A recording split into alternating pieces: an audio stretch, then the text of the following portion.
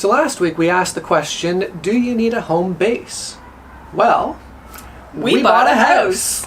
And we can't wait to give you a tour of the place and show you around. But we need to move there first. Yeah, so that'll be in a future episode. For now, we've been spending a lot of time debating between hiring professional movers or going with a DIY move. I really wanted to hire professional movers. I really wanted us to do it ourselves. So what did we choose? We decided to go with DIY. So today we're going to share our tips and tricks for making a DIY move low stress and seem like minimal effort. Plus, we've got a bonus chocolate chip cookie recipe, so stick around.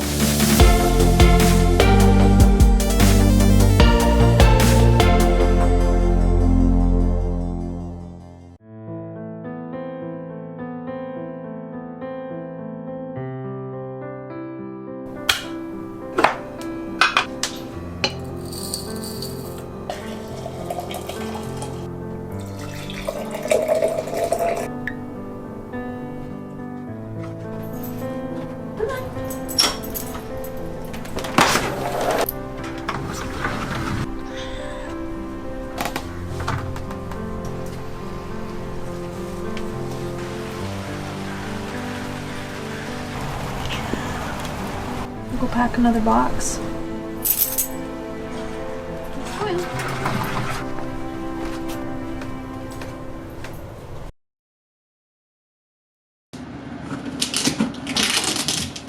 So what was it that eventually convinced me that DIY was the way to go? First of all, time. We've got a good 2 months to plan and prepare, so it's not like we're in a massive rush. Second of all, money. It's going to cost us a fraction of what professional movers would cost to do a DIY. And third, exercise. We get lots of exercise just moving around and lifting heavy things, and that's always a good thing. Having 2 months gives us lots of time for packing, and we like to take breaks, like this one, to bake my mom's famous chocolate chip cookies.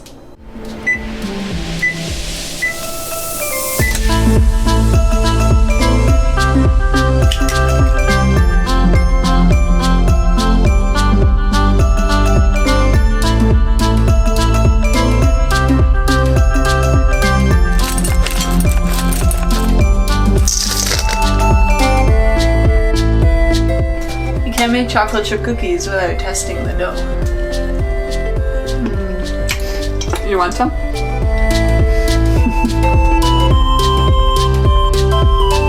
Having all this time lets us spread out the work, so it doesn't feel so daunting, and it helps us stress less that way. And as an added benefit, we can use up some of the ingredients in our cupboards and so that we don't have to pack as much of our grocery items to move.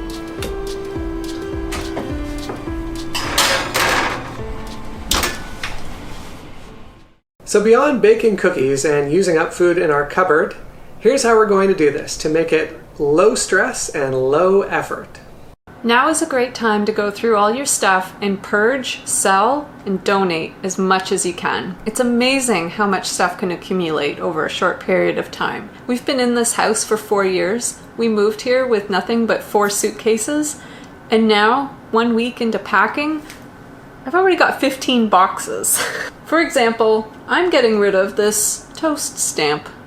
You also want to make sure that you're using proper moving equipment and packaging supplies. That way you won't get hurt and your boxes won't fall apart partway through your move, because that would suck. We're going to include some links in the description to help you estimate how many boxes you might need. And there's lots of options for boxes. We will be using mostly cardboard boxes, but we're going to buy a few of those hard, durable totes for our own personal use in the future when we're RVing.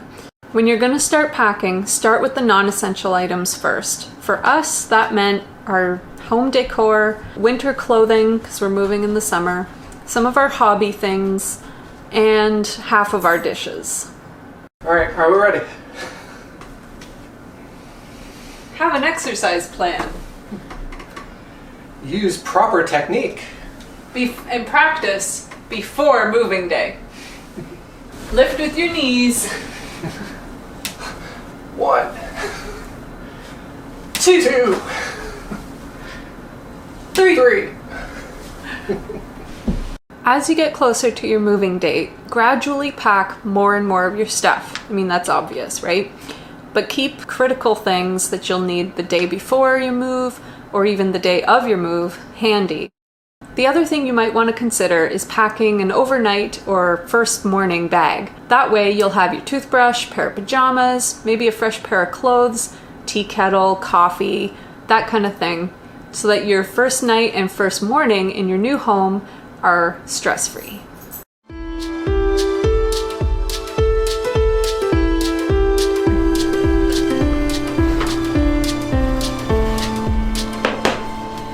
They're like perfect circles.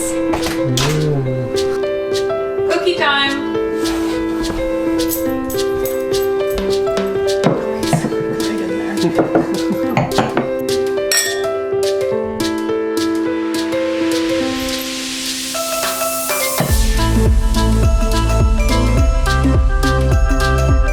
So those are our 6 tips for a low-stress DIY move. If you have any tips that maybe we've left out that you also think are really important, please share them in the comments. We'd love to hear them. And as always, if you like this video, please be sure to give us the good old thumbs up. It really helps a lot. And hit the subscribe button if you haven't already, the notification bell, and share this video with your friends. And remember, when you roam, everywhere is home.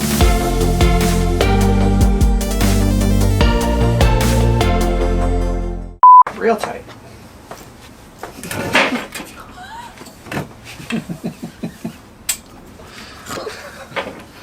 All right. Let's knock the table over.